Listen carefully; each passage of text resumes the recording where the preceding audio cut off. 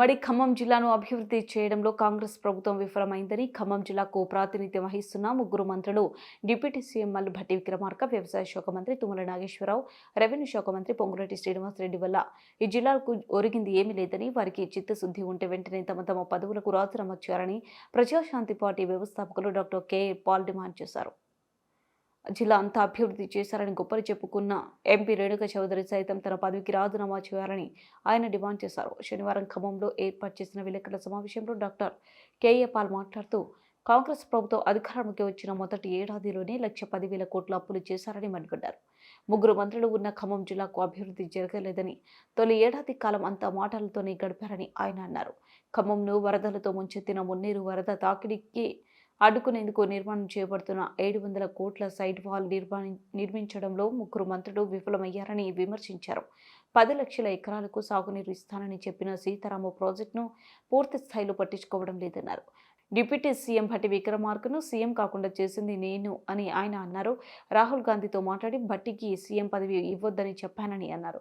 జిల్లాను అభివృద్ధి చేయడంలో విఫలమైన ముగ్గురు మంత్రులు మాజీ కేంద్ర మంత్రి రేణుకా చౌదరి వెంటనే పదవి రాజీనామా చేయాలని డిమాండ్ చేశారు. పాపం నాదే, భట్టి విక్రమార్కను ముఖ్యమంత్రి చేస్తానన్నాడు రాహుల్ గాంధీ. నేను చెయ్యొద్దన్నా, నేను నా తప్పు ఒప్పుకుంటున్నా. కానీ ఎందుకు అంటే ఆ భట్టి విక్రమార్క మాట్లాడతాడే తప్ప కానీ పనులు చేత కాదు. ఆయనకి బాగా నడుస్తాడు. రాజశేఖర రెడ్డి గారు నడిచినట్టే ఆయన నడుస్తాడు, నేను ముఖ్యమంత్రిని అవుదామని. ఇక్కడ నడతలు కాదు, మాటలు కాదు, పనులు చేసి చూపించాలి. ఆ కేబినెట్ మీటింగ్లో మిత్రులు ఉప ముఖ్యమంత్రి భట్టి విక్రమార్క గారు కూర్చుంటున్నారు. అలాగే రెవెన్యూ మినిస్టర్ పొంగులేటి శ్రీనివాసరెడ్డి గారు కూడా కూర్చుంటున్నారు. అదేవిధంగా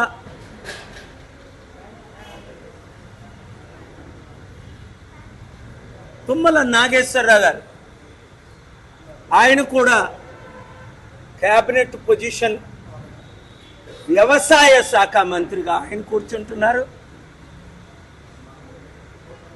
అలాగే అన్నిట్లో నేనే అభివృద్ధి చేస్తాను అన్న నాయకులు ఇంకా అనేక మంది ఆ కేబినెట్లో కూర్చుంటున్నారు. సో తక్షణమే మీడియా ద్వారా నేను ఆ కేబినెట్లో ఒక నిర్ణయం తీసుకొని, అందులో ఫైనాన్స్ మినిస్టరే భట్టి విక్రమార్క గారు కనుక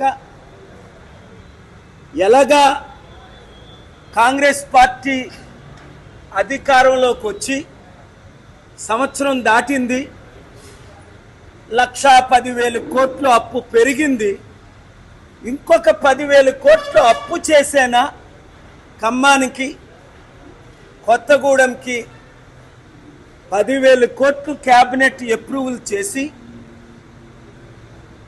కనీసం వారానికి 2,000 కోట్ల లెక్కని వచ్చే సర్పంచులు, ఎంపీటీసీలు, జెడ్పీటీసీలు ఎలక్షన్ లోపునే ఆ 10,000 కోట్లు రిలీజ్ చేసి ఆ 10,000 కోట్ల ద్వారా ఇప్పటి వరకు ఇచ్చిన నెరవేర్చని వాగ్దానాలు వెంటనే నెరవేర్చమని నేను ఖమ్మం, కొత్తగూడెం నాయకుల తరపుని, అలాగే సర్పంచులు, ఎంపీటీసీలు, జెడ్పీటీసీల తరపుని నేను డిమాండ్ చేస్తున్నాను.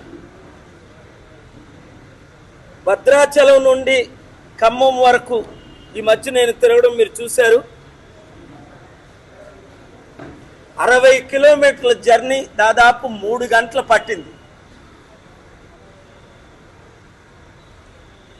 అలాగే వరదల వల్ల నష్టపోయిన ప్రాంతాల్లో అభివృద్ధి ఏమీ చేయలేదు. ఇంకా 700 కోట్లు కేటాయించామని మున్నూరులో ఇరువైపులా ఆర్సీసీ పక్క వాల్ కాంట్రాక్ట్ చేస్తానన్నారు, నిర్మిస్తామన్నారు, ఇంతవరకు నిర్మించలేదు.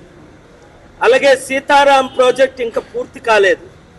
10 లక్షల ఎకరాలకి సాగునీరు ఇస్తామన్నారు, ఇంకా ఇవ్వలేదు.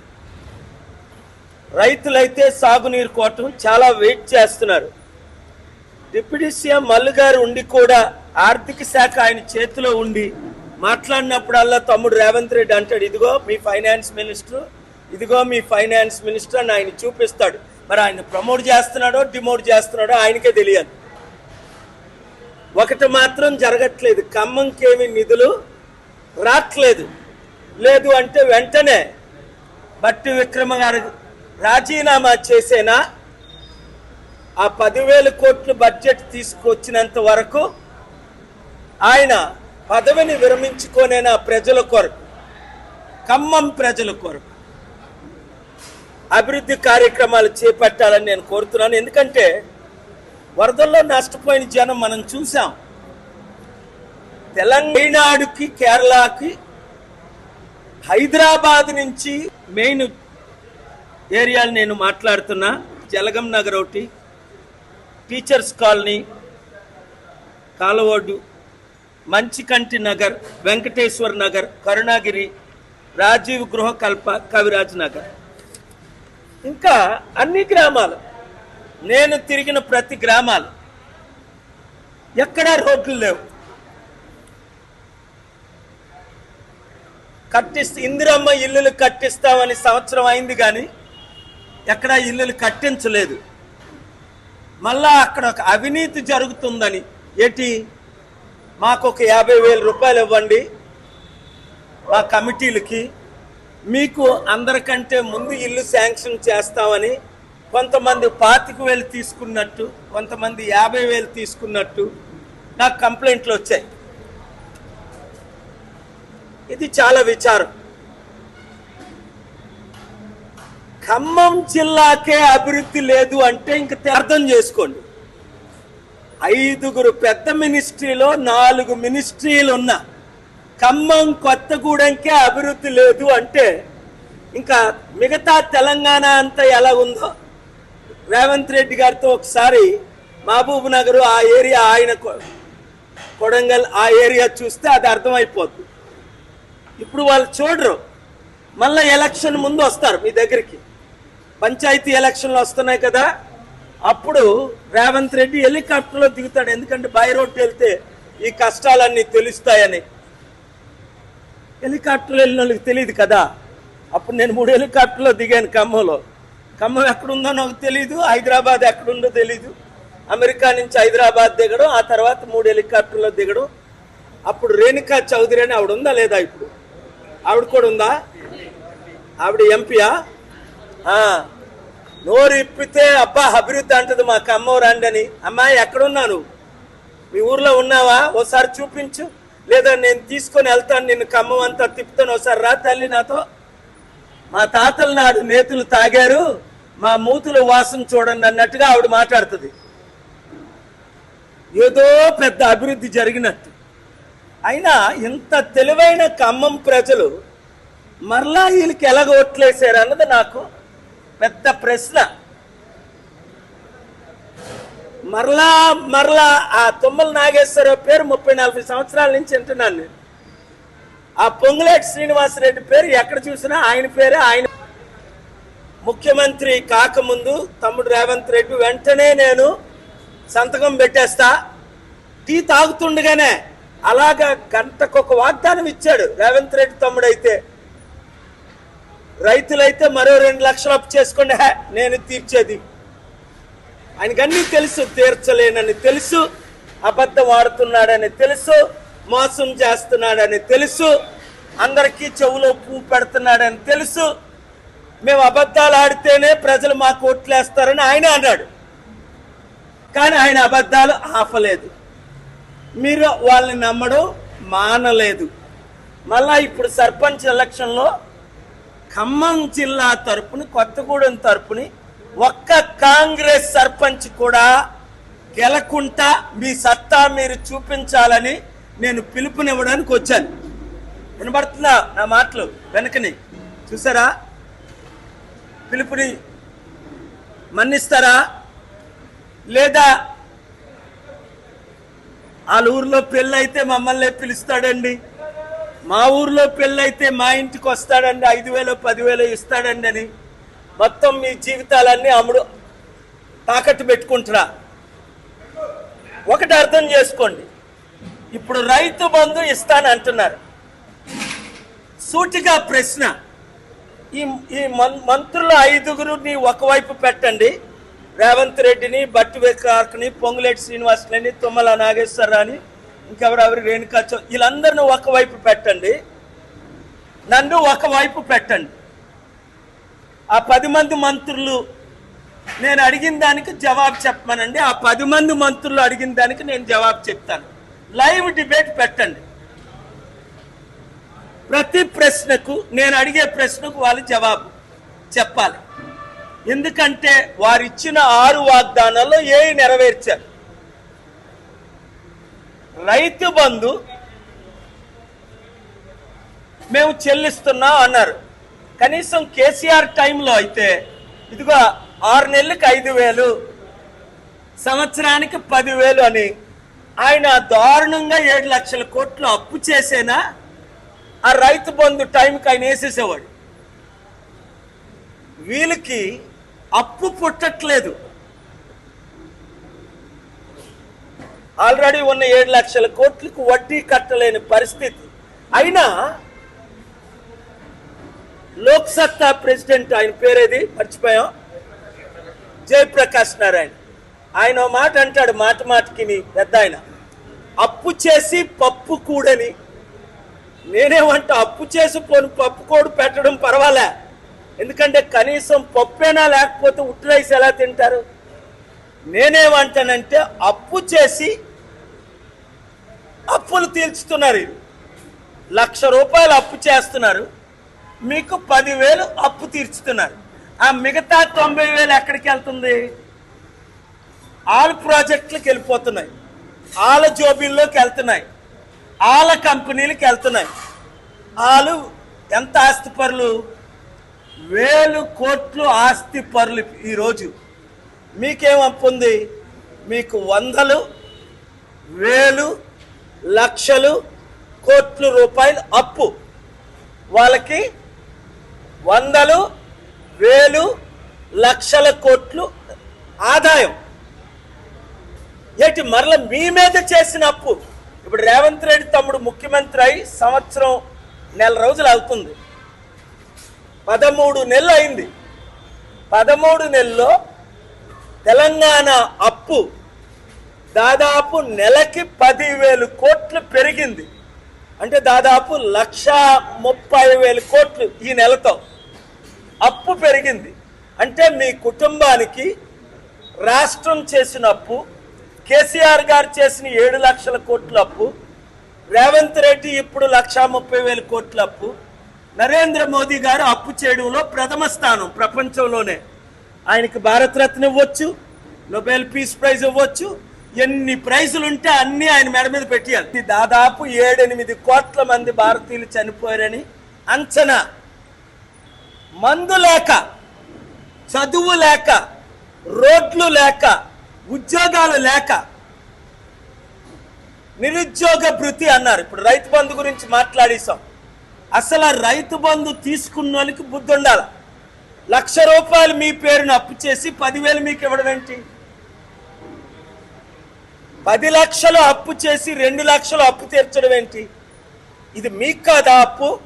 మీ పిల్లలది కాదా? రేవంత్ రెడ్డి ఏమైనా పే చేస్తాడా? ఏబిఎన్ రాధాకృష్ణ గారి ఇంటర్వ్యూలో అదే అన్నాడు. ఆయన నాతో డిబేట్ చేస్తూ ఓ మాట, వాళ్ళు ఎందుకు తీర్చుతారండి? కరెక్ట్, వాళ్ళు ఎందుకు తీర్చుతారు? వాళ్ళు 100 కోట్లు ఆస్తున్నోడు 1,000 కోట్లు, 1,000 కోట్లు ఉన్నోడు 1,00,000 కోట్లు, 1,00,000 కోట్లు ఉన్నోళ్ళు 5 లక్షల కోట్లు సంపాదించుకున్నారు. వాళ్ళ డబ్బంతా దేశ విదేశాల్లో ఉంది. మీకేమో అప్పులు. కనుక మేధావులారు, వింటున్న ప్రతి ఒక్కరు, మనకు లైవ్లు ఎవరు? ఏడిదే మీరు మీట్ ద ప్రెస్ పెట్టిన లైవ్ ఎవరు? నేను మీ దగ్గరికి వచ్చిన లైవ్ ఎవరు? కానీ ఒకరిద్దరు లైవ్ ఇస్తారు. కానీ మనకి సోషల్ మీడియా ఏంటి? మనం తుమ్మితే, మొన్న ఏదో ఇలాగ అన్నాను, అల్లు అర్జున్ ఇలాగ అన్నాడని 3,60,00,000 మంది చూశారు దాన్ని. ఇలాగా నాకు తల లేదు, ఇంకా బాగుంది, ఇంకా బాగుంది నువ్వు తలుంటే. ఆయన ఏదో ఇలాగ అన్నాడని నేను అన్నాను, ఇలాగెందుకు అంటున్నాడు రా అని. 3,60,00,000 మంది. ఇక్కడున్న ఛానల్ అన్నీ కలిపి లైవ్లు ఇచ్చినా 36 లక్షల మంది చూడరు. ఎందుకంటే ప్రజలకు నమ్మకం పోయింది ఈ ఛానల్ మీద. ఎవడు డప్పాడు కొట్టుకుంటాడు, రేవంత్ రెడ్డి అబద్ధాలు బాగా అమ్ముతాడు, భట్టి విక్రమార్క పాదయాత్ర చేస్తే బాగా చూపిస్తారు, పొంగులేటి శ్రీనివాసరెడ్డి చెప్పిన అబద్ధాలనే సత్యాలుగా చూపిస్తారు, రేణుకా చౌదరి ఇది చూపించకపోతే అందరిని తిడుతుందని చూపిస్తారు. మనకేంటి, ప్రజలే ఫాలోవర్స్ అయిపోయారు.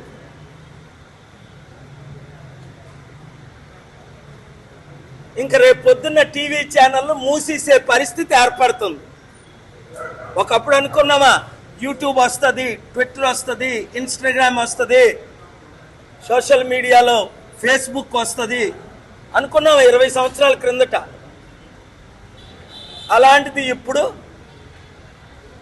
సోషల్ మీడియాయే డామినేట్ చేస్తుంది, సోషల్ మీడియాయే లీడ్ చేస్తుంది. కనుక మీడియా ఛానల్స్ ఓనర్స్కి మరోసారి నేను హెచ్చరించేది, ఈ రాష్ట్రం బాగుపడాలి, దేశం బాగుపడాలి అంటే, అప్పులు తీర్చి అభివృద్ధి చెందాలి అంటే, రియల్ ఎస్టేట్ పడిపోకుండా ఉండాలి అంటే ఓన్లీ ఒకే పర్సన్ సొల్యూషన్ ఈ దేశానికి, ఈ రాష్ట్రానికి. పాలన రావాలి, పాలన మారాలి. మీరు నమ్మారు, నేను నమ్మాను నరేంద్ర మోదీ గారిని. ఆయన ఎంత చక్కగా అబద్ధాలాడి ఎంత అందరినీ ఫూల్ చేస్తాడంటే, ఆయన ఎంజాయ్ చేస్తాడు మనల్ని అందరినీ ఫూల్ చేసి. సబ్కా సాత్ సబ్కా వికాస్ అంటాడు. మనం నమ్మేశాం. అందరి అకౌంట్లో 15 లక్షలు ఇస్తానన్నాడు, మనం నమ్మేశాం. మీకు ఎవరికైనా 15 రూపాయలని వచ్చిందా? మోదీ ప్రధానమంత్రి 11 సంవత్సరాలు అయింది దాదాపు. 2 కోట్ల ఉద్యోగాలు సంవత్సరానికి అన్నాడు, 10 సంవత్సరాలు అయింది, 20 కోట్ల ఉద్యోగాలు రాలేదు సరికదా, ఇంకొక 20 కోట్ల ఉద్యోగాలు పోయాయి. డాలరు రూపాయి సమానం అయిపోద్ది అన్నాడు.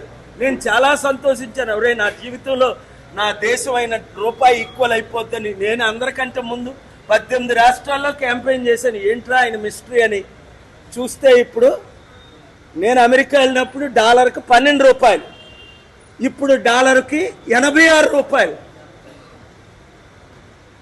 అంటే ఆయనకి ఏమైనా ట్రేడ్ స్పెషల్గా ఉందేమో అమెరికాతో, ఆయనకి, అదానికి, అంబానీకి. మనకు మాత్రం లేదు. ఇలాగా ఆయన ఇచ్చిన 100 మంచి వాగ్దానాల్లో ఒకటి కూడా కాంగ్రెస్ ఏ విధంగా నెరవేర్చలేదో 55 సంవత్సరాలు, బీజేపీ 10 సంవత్సరాలు మోదీ వచ్చి కూడా నెరవేర్చలేదు. ఇంకా బీఆర్ఎస్ గురించి అయితే మనం చెప్పవలసిన లేదు. బంగారు తెలంగాణ అని, దరిద్ర తెలంగాణ, అప్పులు తెలంగాణ, అవినీతి తెలంగాణ, కుటుంబ తెలంగాణ, అక్రమ తెలంగాణ, సంపూర్ణ సర్వనాశనం చేసిన తెలంగాణ. మీలో ఎంతమంది దళితులు ఉన్నారు? నాతో పాటు చేయొద్దని, నేను కాపుల అమ్మాయి, దళితుల అమ్మాయిని పెళ్లి చేసుకున్నాను, కాపుగా పుట్టి. దళితులు ఎంతమంది ఉన్నారు చూసారా? మీరు చేతులు కూడా ఎత్తట్లేదు. ఎందుకంటే మా దళితుడు ముఖ్యమంత్రి అవుతాడని మీరు ఆశించారు. ఇప్పుడు దళితులవే అని చెప్పుకోవడానికి కూడా సిగ్గేస్తుంది మనకి. ఎందుకంటే మనోడు ముఖ్యమంత్రి అవుతాడు అనుకున్నాం మనం. ఎంతమంది బీసీలు ఉన్నారు? నేను ఒక బీసీనే. ఓహో, మీరందరూ రెడ్లే అనమాట. అయితే బాగుందే, ఇక్కడ కూడా రెడ్డి రాజ్యం నడుస్తుందన్నమాట. పొంగులేటి శ్రీనివాసరెడ్డి ఇప్పటికేనా 7569441275కి మెంబర్షిప్, కేవలం 10 రూపాయల మెంబర్షిప్ తీసుకొని సర్పంచ్గా, అందరొద్దు, ఓన్లీ సర్పంచ్లు, ఎంపీటీసీలు, జడ్పీటీసీలుగా పోటీ చేస్తామన్న వారు మాత్రమే 10 రూపాయలు కట్టండి. అంటే మీరు సీరియస్. మీ గ్రామంలో 10 మంది కడితే 10 మందిని మేము ఒప్పించి ఒకరిని నిలబెడతాం. అపోజిషన్ లేకుండా యునానిమస్గా మీ గ్రామాల్లో మీరు సర్పంచులు కండి. గెలిచిన, వింటున్నారా సర్పంచులు, గెలిచిన 100 రోజుల్లో ఉచిత విద్య, ఉచిత వైద్యం ఇచ్చే బాధ్యత నాది. అనుమానం ఉన్నోళ్ళకి నేను ఇక్కడ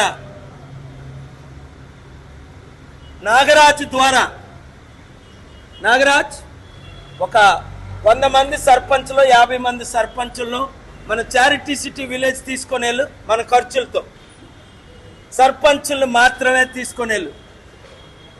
సదాశివపేట, సంగారెడ్డి, పల్లెటూరు, మొమినిపేటలో 1200 ఎకరాలు కొని ఏ విధంగా 120 దేశాలకి నాయకులు పంపించాం, వేల మంది అనాథుల్ని చదివించాం, వేల మంది వితంతుల్ని మదర్ తెరీసాలు చేశాం, వేల మందికి ఉచిత వైద్యం ఇచ్చాం. అప్పుడున్న ప్రైమ్ మినిస్టర్ మన్మోహన్ సింగ్ వచ్చారు, ఇథియోపియన్ ప్రెసిడెంట్ వచ్చారు, కేసీఆర్ గారు వచ్చారు, చంద్రబాబు నాయుడు గారు వచ్చారు, రేవంత్ రెడ్డి తమ్ముళ్ళు ఎంతో మంది వచ్చారు, ఎమ్మెల్యేలు ఎంపీలు. ఇక్కడ మీ ఖమ్మంలో ఉన్న ఎంపీలు కూడా వచ్చారు, కాంగ్రెస్ నాయకులు వచ్చారు, అహ్మద్ పటేల్, అంబికా సోని, సల్మాన్ ఖుర్షీద్, ఎవరెవరు ఇంకా చాలా పెద్దవారు. కప్పించుకునే బాధ్యత మీది. గెలిచిన అంటే 78 సంవత్సరాల్లో జరగని అభివృద్ధి, కాంగ్రెస్ పాలనలో 55 సంవత్సరాల్లో జరగని అభివృద్ధి. నేను 100 రోజుల్లో ఉచిత విద్యా వైద్యం చేసి చూపిస్తాం. ఆ తరువాత ఒక 1 ఇయర్లో, సంవత్సరంలో గ్రామంలో ఉన్న నిరుద్యోగ సమస్య నిర్మూలన చేయడానికి నియోజకవర్గ లెవెల్లోనూ జిల్లా లెవెల్లోనూ కంపెనీలు పెట్టడం, మా చారిటీ సిటీల్లో కంపెనీలు పెట్టి మీకు ఉద్యోగాలు ఇవ్వడం, అలాగే కొన్ని గ్రామాల్లో ఘోరమైన పరిస్థితులు ఉన్నాయి, రోడ్లు వేయడం, మంచినీళ్ళు లేని దగ్గర ట్యాంకులు కట్టించడం. ఎందుకంటే పల్లెటూరులో పుట్టి పెరిగాను కనుక పల్లె విలువ నాకు తెలుసు. కేటీఆర్కి పల్లెటూరు గురించి ఏం తెలుస్తుంది పాపం, రేవంత్ రెడ్డికి పల్లెటూరు గురించి ఏం తెలుస్తుంది? వాళ్ళు సిటీలో 1000 కోట్లు సంపాదించుకున్నారు, 1000 కోట్లు రియల్ ఎస్టేట్ బిజినెస్ చేసుకుంటున్నారు. నేను అట్లా కాదు, పల్లెటూరులో పుట్టాను, చిట్టువలసలో, పల్లెటూరులో మమ్మినిపేట, సదాశివపేట, సంగారెడ్డిలో 1200 ఎకరాల్లో చారిటీ సిటీ కట్టాం. సో పల్లె అభివృద్ధి, ప్రజాభివృద్ధి, గ్రామాభివృద్ధి, దేశాభివృద్ధి. ఈరోజు 100% గ్రామాల్లో ఉన్నారు, అభివృద్ధి లేదు. గ్రామాలు ఉన్నాయని కూడా వాళ్ళకి తెలియదు. ఎందుకంటే నేను కేసీఆర్ గారు అడాప్ట్ చేసిన గ్రామం మునుగోడులో వెళ్ళాను, ఆ ఊరికి రోడ్డే లేదు. ఎప్పుడైనా కేసీఆర్ గారు వచ్చారంటే లేదట. మరి అడాప్షన్ అంటే అర్థమేంటి నాకు అర్థం అవ్వాల. పిల్లల అడాప్షన్ అంటే అమెరికాలో ఏంజెలినా జోలీ అని ఒక హాలీవుడ్ యాక్ట్రెస్ ఉంది, ఆవిడ 4 పిల్లల్ని అడాప్ట్ చేసుకుంది. అంటే ఆ పిల్లల్ని ఆ దేశం నుంచి తీసుకెళ్లి వాళ్ళ ఇంట్లో పెట్టి వాళ్ళని పోషించి చదివించి పెద్దోళ్ళు చేస్తుంది. అది అడాప్షన్ అంటే, దత్తత అంటారు తెలుగులో.